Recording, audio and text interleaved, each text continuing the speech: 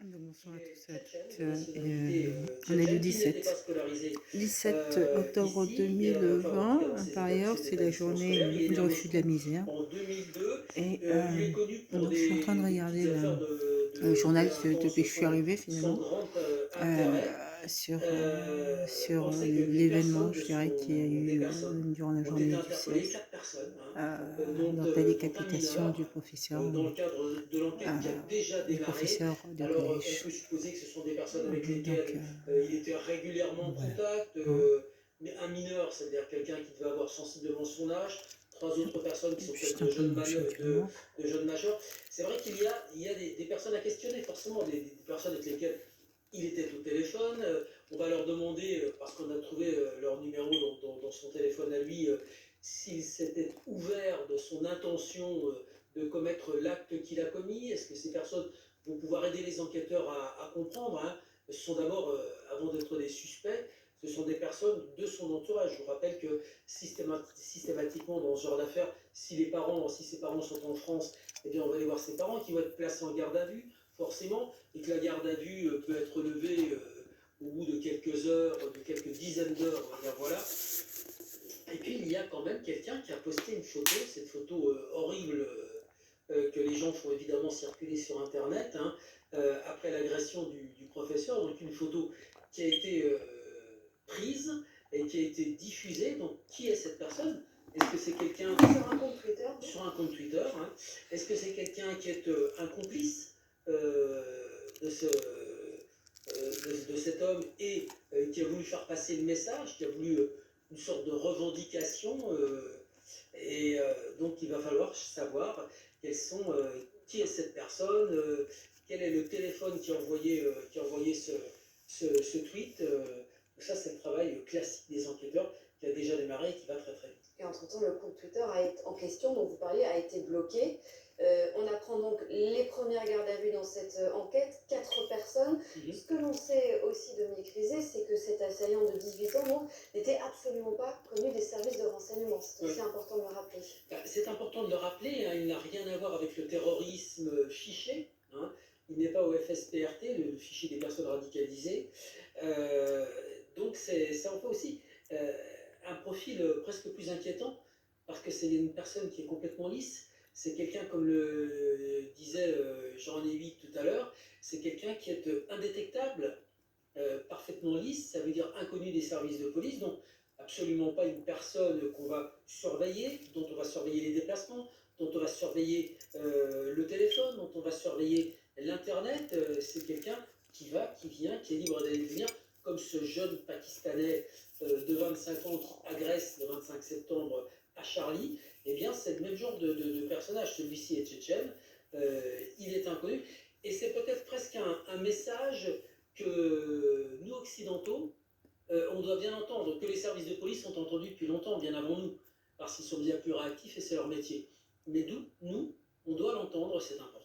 Alors évidemment, on va en savoir dans les prochaines heures, dans les prochains jours, un peu plus sur le profil et les motivations de ce terroriste présumé, mais dans ses tweets, il cite Emmanuel Macron, il cite également le président turc Tayyip Recep Erdogan. On sait que les échanges ont été extrêmement violents entre les deux dirigeants autour d'un conflit qui concernait au départ la Grèce et la Turquie. Il évoque également le fait qu'Al Jazeera nomme Emmanuel Macron, après son discours, des muraux sur les séparatismes. C'est-à-dire que peut-être que le contexte international peut au final avoir eu un rôle dans la motivation, dans l'action absolument sordide de ce jeune. Il y a un peu de charabia quand même hein, dans ces tweets. On a essayé de les décrypter, mais il y a un peu de charabia effectivement. Même chose, hein, René Huyghe le disait tout à l'heure, le 9 août, dimanche 9 août, 6 jeunes Français de l'association humanitaire Acted ont été tués au Mali, qui allaient passer un dimanche matin à visiter un parc de girafes. Alors, on n'a jamais eu, il n'y a pas eu vraiment de revendication, on n'a jamais su si c'était... non, c'était pas très clair. Est-ce que c'est des jeunes qui ont été visés parce qu'ils étaient des humanitaires français? Est-ce que ce sont des coupeurs de chemin? Il y a des coupeurs de chemin en Afrique hein, qui agressent des touristes, mais visiblement rien ne leur a été volé. Ont été tués aussi leur chauffeur et le guide qui les accompagnait. 8 morts au total. la preuve que les intérêts français partout dans le monde sont menacés et la haine anti-français se déplace, pas seulement au Mali, mais dans beaucoup d'autres pays maintenant d'Afrique où la France a des intérêts. L'opération Barkhane se déploie d'ailleurs, hein, un peu plus, beaucoup plus vigilante et beaucoup plus insistante.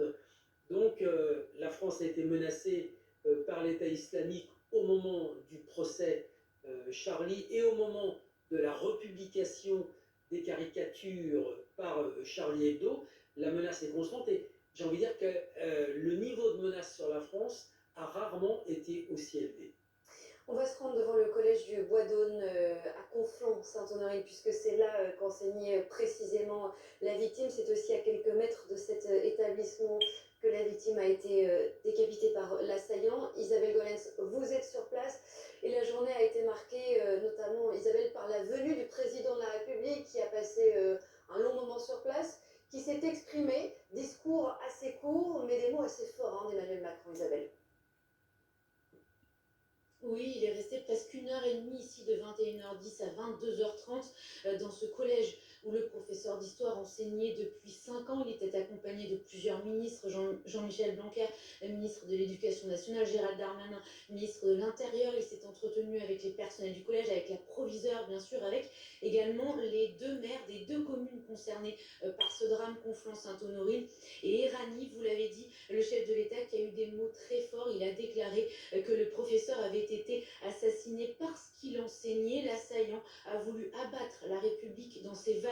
Il faut faire bloc face à l'obscurantisme. Écoutez le chef de l'État. Ils ne passeront pas. Nos policiers, nos gendarmes, l'ensemble de nos forces de sécurité intérieure, nos forces de renseignement, mais au-delà de cela, toutes celles et ceux qui tiennent la République, et à leur côté magistrats, élus, enseignants, tous et toutes, nous ferons bloc. Ils ne passeront pas. L'obscurantisme et la violence qui l'accompagnent ne gagneront pas. Ils ne nous diviseront pas. On a vu également vers 23h des personnels du parquet antiterroriste sortir de ce collège, le parquet national antiterroriste, qui s'est très vite saisi de l'affaire. Merci beaucoup Isabelle pour ces précisions. La réponse de Marine Le Pen à ce message du président de la République, nos passarades, ils ne passeront pas, on vient d'entendre. La réponse sur Twitter, ils sont déjà là, jusque dans nos écoles, signé évidemment Marine Le Pen. Dominique Rizet, on revient sur le profil à présent de la victime, cette enseignante donc, qui enseignait dans ce collège de Conflans-Sainte-Honorine. On a appris, Dominique, au fil des heures, que cet enseignant avait porté plainte. Oui. Pour quelles raisons et comment tout cela a commencé? Alors, il avait porté plainte pour diffamation, puisqu'il avait l'intention de donner un cours et de parler donc de cette caricature et d'enseigner dans une école de la République la tolérance, la bienveillance, le respect de l'autre, le respect des idées républicaines, voilà, dans un pays laïque où la laïcité est la première des règles, voilà. Ça s'était pas bien passé parce qu'on a vu la réaction donc d'un père de famille qui a considéré que ce professeur n'avait pas le droit de montrer cette image du prophète, ni le droit de faire lever le doigt aux élèves musulmans en leur disant si vous voulez sortir, vous pouvez sortir. Donc il y a eu des réactions de parents d'élèves et la directrice on dit la principale du collège. La principale du collège a réagi immédiatement. La communauté éducative a tout fait pour apaiser cette situation en recevant les familles qui souhaitaient être reçues par la direction, en contactant les autres pour dissiper toute ambiguïté qui aurait pu exister après le cours donné par ce professeur dans sa classe. Donc il y a eu un énorme travail de la communauté éducative et le professeur a décidé d'aller porter plainte. C'est lui qui a porté plainte. Et pour vous montrer comment la communauté éducative et la principale étaient à ses côtés, c'est qu'elle s'est déplacée avec lui au commissariat dans un service de police pour l'accompagner dans sa démarche de dépôt d'une plainte pour diffamation. Donc il a été soutenu par sa direction de façon, on peut le dire, extraordinaire. Et c'est ce que le président de la République a entendu parce qu'il s'est très longuement entretenu avec cette principale. À qui il a rendu hommage également. On va justement vous proposer cette vidéo qui pourrait être au centre de l'enquête. Elle a été tournée au début du mois. C'est un parent d'élève qui dénonçait alors l'attitude du professeur qui avait montré une caricature de Mahomet lors de ce cours sur la liberté de la presse. Alors cette semaine, il s'est permis de leur dire les musulmans, les élèves musulmans lèvent la main. Ils ont levé la main. Et il leur a dit voilà, vous sortez. Ma fille a refusé de sortir. On lui demandant pourquoi.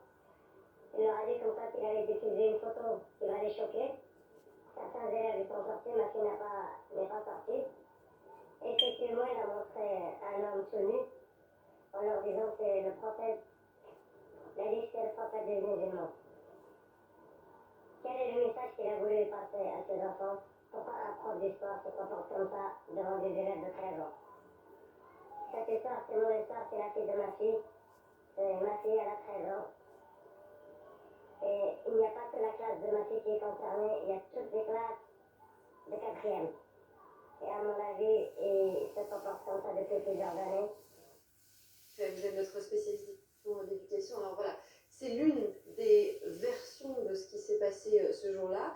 Ce parent d'élève n'est pas le seul à penser cela, mais ce n'est pas pour autant le reflet de ce que pensent tous les parents d'élèves de cet établissement. Il y a une autre version. Oui, d'autres parents d'élèves qui ont eux-mêmes eu des contacts avec leurs enfants, parce que ce sont toujours des élèves qui ont rapporté les choses à leurs parents. Personne d'autre que les élèves et le professeur en question était dans la classe. Donc, ce que disent d'autres parents, c'est qu'au contraire, leurs enfants ont très bien compris l'objectif de ce cours, qui était de parler des caricatures de Mahomet qui font l'actualité.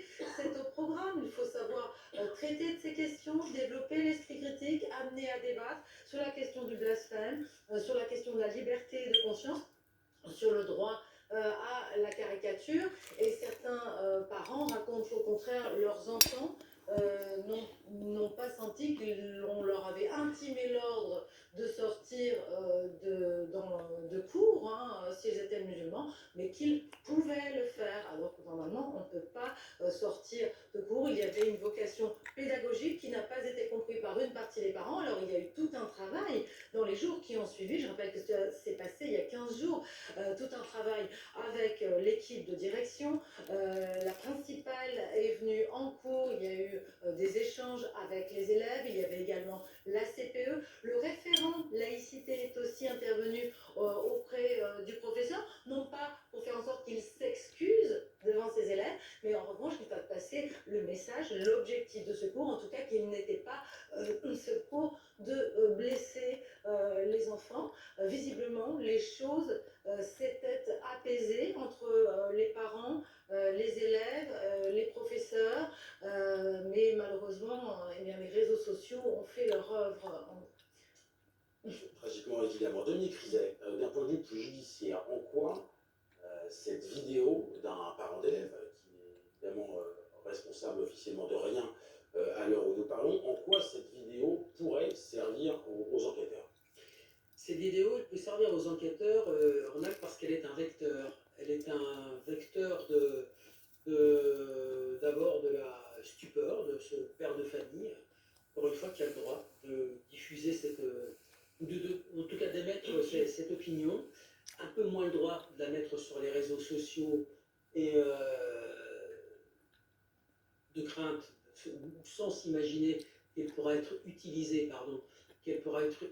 par des gens mal intentionnés, sans s'imaginer qu'elle va finir sur le site officiel, le Facebook de la grande mosquée de Pantin, où il y a une majorité, comme partout, de musulmans qui pratiquent leur religion dans la transparence et la paix de leur religion, et quelques-uns qui sont à l'opposé de cela et qui sont des personnes haineuses, qui vont relayer ce message.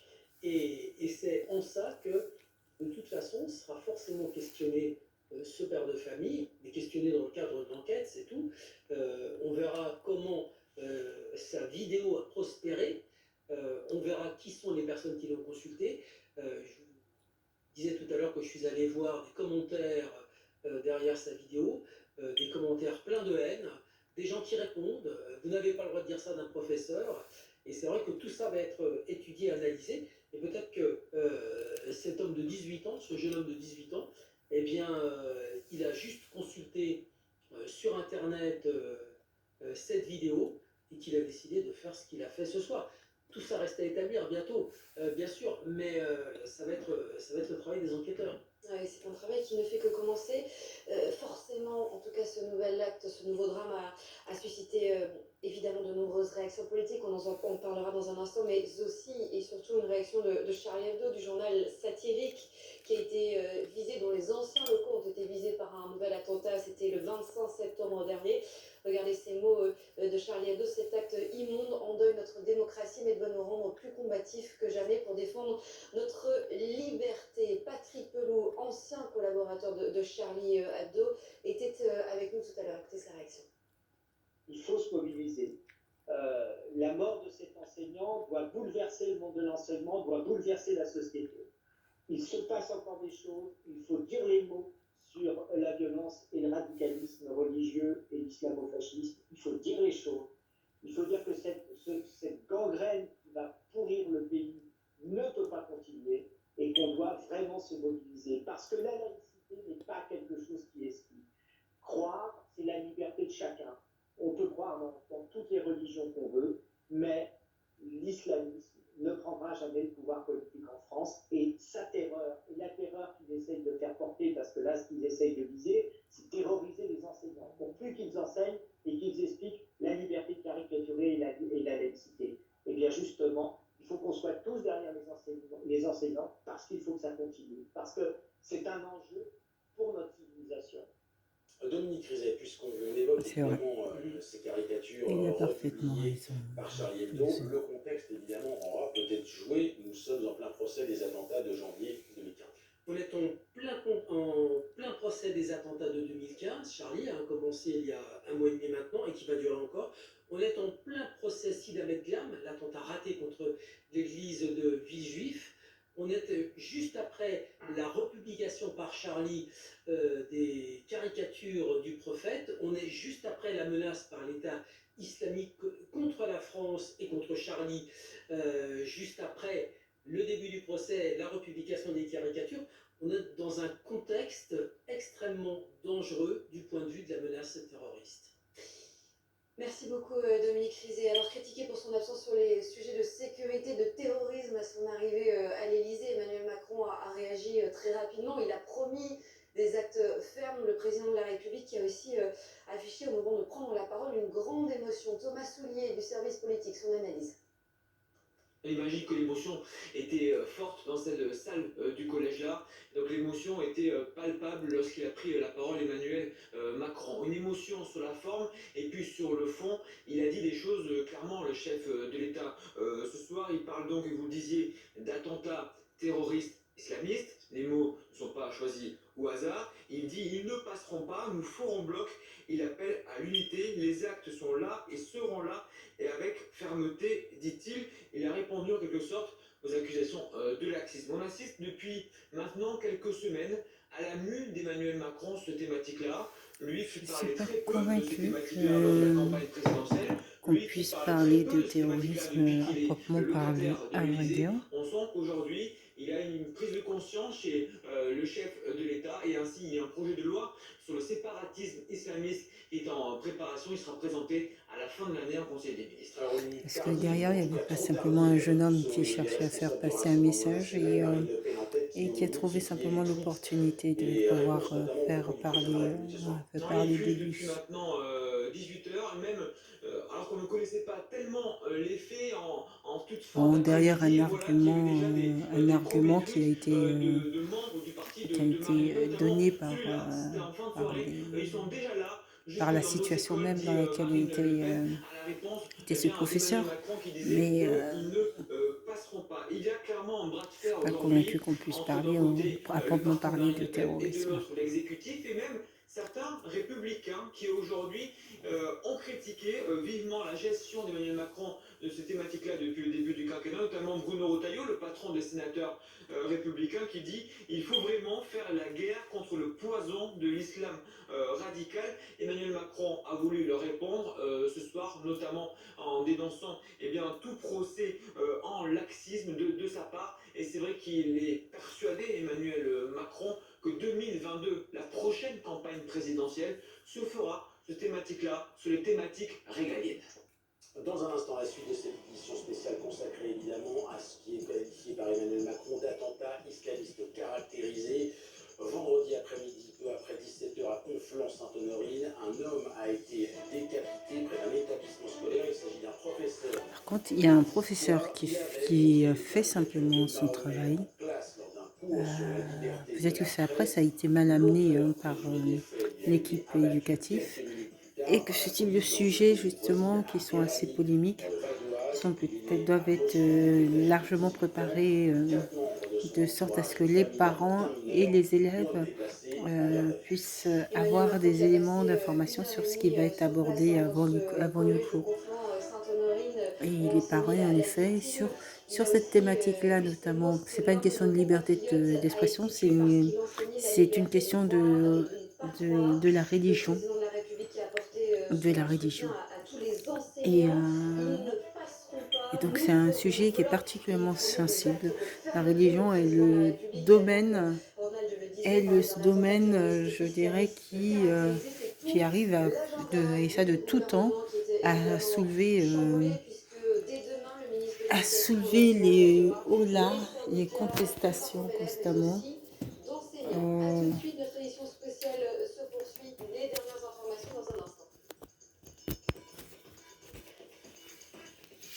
Je disais, oui, à soulever les contestations constamment.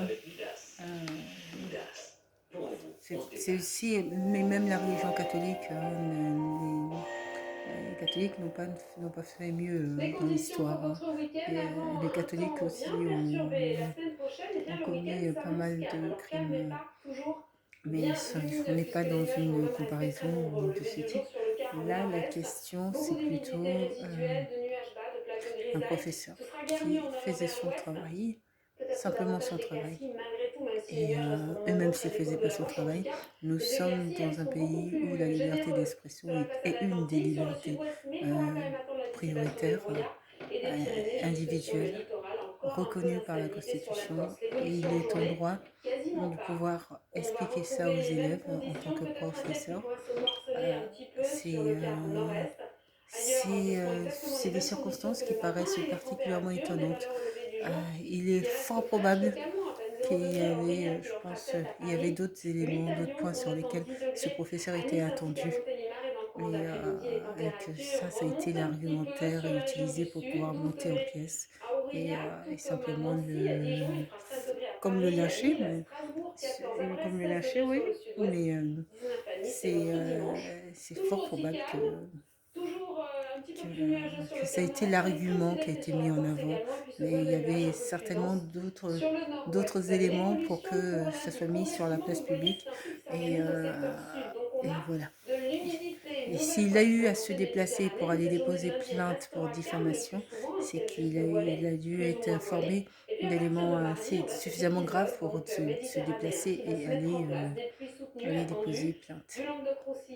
Donc en tout cas pour ma part, moi ça m'attriste. Ça m'attriste qu'un professeur ne puisse pas en France faire son travail correctement. Mais je pense sincèrement que ce n'est peut-être pas la véritable problématique et qu'on est peut-être sur un profil de jeune qui a trouvé le moyen de faire parler de lui à un moment donné sur un argument qui lui a été donné. Voilà. Mais que c'est pas véritablement la véritable problématique. Et ce professeur, bien qu'il faisait bien son travail, un argument a été trouvé pour pouvoir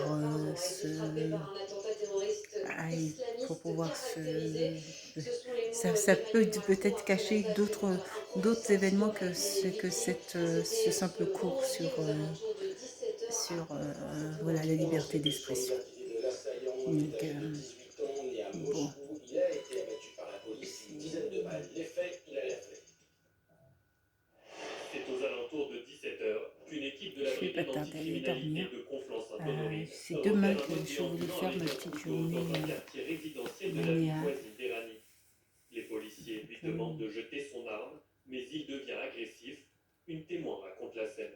Ils lui ont dit lâche-le, lâche-le, lâche ton arme, à plusieurs reprises, tous ensemble. Il y a eu, à un moment donné, moi j'étais à la fenêtre, mais j'étais à 100 lieues, je me suis dit il va se coucher, il va s'allonger, il va s'arrêter, la personne en face, ils l'ont mis en joue, et ils ont surtout fait beaucoup de sommations. Ils lui ont dit à plusieurs reprises, et très fort, lâche ton arme, lâche ton arme, lâche ton arme. Et il y a eu un blanc, il y a eu un silence.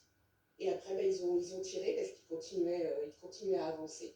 L'homme est abattu. Une équipe de déminage est dépêchée sur place pour vérifier s'il n'a pas de ceinture explosive. Né en 2002 à Moscou, il est connu des forces de l'ordre pour des faits de droit commun, mais inconnu des services de renseignement. Une centaine de mètres plus loin, un homme est retrouvé décapité à proximité du collège de Conflans-Sainte-Honorine. Les parents d'élèves ont craint le pire pour leurs enfants. J'ai un ami qui m'a appelé directement quand il a vu le corps qui était en haut de la rue, allongé par terre avec la tête à côté, et du coup il m'a appelé, il m'a alerté, et on a fait un rapprochement, et mon fils était dehors à ce moment-là, et on a eu un peu de panique, on a eu très très peur. La victime est un professeur d'histoire qui, le 5 octobre dernier, avait fait l'objet d'un signalement de la part de parents d'élèves et d'une plainte d'une famille parce qu'il avait montré aux élèves des caricatures de Mahomet. Mon fils qui était en perme, il a entendu parler de ce qui s'était passé en classe, c'était début première ou deuxième semaine d'octobre. Et comme quoi le professeur avait sorti une caricature en direct, et voilà, ça commençait déjà à faire un peu de ménage, ça commençait déjà à parler entre eux, c'était compliqué. Pour le syndicat national des enseignants du second degré, c'est le cœur de la profession qui est attaqué. C'est-à-dire travailler à la construction d'un esprit critique, d'un esprit citoyen, en travaillant sur des notions de base qui sont la liberté d'expression. Et c'est vraisemblablement pour ça qu'il a été tué ce soir. D'abord, il y a beaucoup d'émotions ce soir, vraiment. Et d'abord avoir bien évidemment une pensée pour sa famille, pour ses proches, pour ses collègues. Mais ce soir, c'est vraiment l'émotion qui donne. Un crime odieux qui bouleverse et plonge les communes de Conflans et d'Erani dans l'effroi. C'est une émotion très importante pour nous, pour les Iraniens, pour les habitants de notre ville. Et tout d'abord, je voudrais avoir une pensée pour la famille de ce professeur qui a été assassiné sauvagement parce qu'il souhaitait faire justement vivre la liberté d'expression. Et voilà, donc mes pensées vont tout d'abord à la famille de cet enseignant, et puis bien entendu la consternation aujourd'hui à Erani face à ce crime. Le parquet national antiterroriste est immédiatement saisi de l'enquête, ouverte pour assassinat en relation avec une entreprise terroriste et association de malfaiteurs terroristes criminels. Bonsoir Igor Sayeri, vous êtes à Erani, précisément la commune où l'assaillant a été abattu plusieurs heures après cet attentat. Igor, quel est le dispositif policier, dispositif de sécurité? Eh bien, le quartier est toujours bouclé à l'heure actuelle. Nous avons vu passer à l'instant des véhicules banalisés de police ainsi qu'un véhicule de transport médico-légal. Alors, est-ce que le corps de l'assaillant est à l'intérieur? En tout cas, c'est le premier véhicule de ce type que nous avons vu passer depuis que nous sommes arrivés ici aux alentours de 20h. Dispositif de sécurité toujours en place, notamment la police scientifique que l'on peut encore voir à quelques centaines de mètres de là où nous nous trouvons, environ 300 ou 400 mètres. Police scientifique habillée, comme on le sait, avec des blouses blanches. C'est ici donc que l'assaillant a été abattu par une équipe de la BAC de Conflans-Sainte-Honorine. Aux alentours de 17h, un homme qui a été tué de dizaines de balles, juste après avoir abattu cet enseignant, décapité cet enseignant, ce prof d'histoire, à quelques centaines de mètres un peu plus haut, à environ 900 mètres de là où nous sommes, juste à côté de l'établissement scolaire, où il enseignait. Dispositif de sécurité qui est beaucoup plus calme que tout à l'heure. Il y a beaucoup moins de monde, il y a beaucoup moins d'agitation dans ce quartier pavillonnaire, très calme à l'habitude. D'ailleurs, il y avait beaucoup d'enfants, beaucoup d'adolescents qui étaient ici et qui ne comprenaient pas ce qu'il passait, car habituellement, eh bien, ici, c'est un quartier, je le répète encore, très très calme, et notamment ce soir, ce calme est tout à fait revenu. Merci beaucoup Igor Serré pour ces précisions à Éragny. Dominique Rizet, que sait-on du profil de l'assaillant? On sait qu'il est très jeune, on sait qu'il a 18 ans, qu'il est totalement inconnu des services de police pour des affaires de terrorisme, qu'il est tchétchène, de nationalité tchétchène, qu'il n'était pas scolarisé ici, enfin en tout cas dans cet établissement scolaire. Il est né à Moscou en 2002. Il est connu pour des petites affaires de délinquance sans grand intérêt. On sait que des personnes ont été interpellées, 4 personnes, hein, dont un mineur, dans le cadre de l'enquête qui a déjà démarré. Alors, on peut supposer que ce sont des personnes avec lesquelles il était régulièrement en contact, mais un mineur, c'est-à-dire quelqu'un qui devait avoir sensiblement son âge, 3 autres personnes qui sont peut-être de jeunes majeurs. C'est vrai qu'il y a des personnes à questionner, forcément, des personnes avec lesquelles il était au téléphone. On va leur demander, parce qu'on a trouvé leur numéro dans son téléphone à lui, s'il s'était ouvert de son intention de commettre l'acte qu'il a commis. Est-ce que ces personnes vont pouvoir aider les enquêteurs à comprendre, hein? Ce sont d'abord, avant d'être des suspects, ce sont des personnes de son entourage. Je vous rappelle que systématiquement dans ce genre d'affaires, si ses parents sont en France, eh bien on va aller voir ses parents qui vont être placés en garde à vue, forcément, et que la garde à vue peut être levée au bout de quelques heures, de quelques dizaines d'heures, on va dire voilà. Et puis il y a quand même quelqu'un qui a posté une photo, cette photo horrible que les gens font évidemment circuler sur Internet, hein, après l'agression du professeur, donc une photo qui a été prise et qui a été diffusée. Donc qui est cette personne? Est-ce que c'est quelqu'un... Sur un compte Twitter, oui. Sur un compte Twitter, hein. Est-ce que c'est quelqu'un qui est un complice de cet homme et qui a voulu faire passer le message, qui a voulu une sorte de revendication, donc il va falloir savoir qui est cette personne, quel est le téléphone qui a envoyé ce tweet.